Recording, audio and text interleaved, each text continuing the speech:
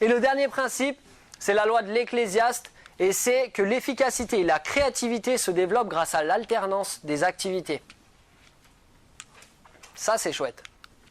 Et donc, c'est à nous de jongler avec nos activités. Et ça, c'est des choses qu'on peut planifier.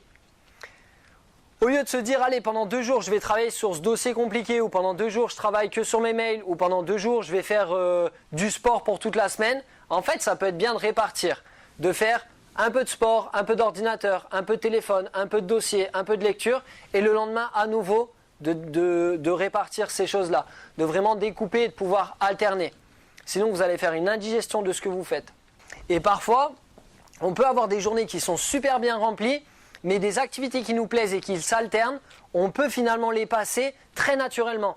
Et finir la journée en ayant fait tout un tas de choses, mais en ayant ce qu'on appelle une bonne fatigue, c'est-à-dire une fatigue d'activité, mais on se sent bien et c'est chouette ce qu'on a fait. Et donc le conseil de cette loi, c'est alterner vos activités.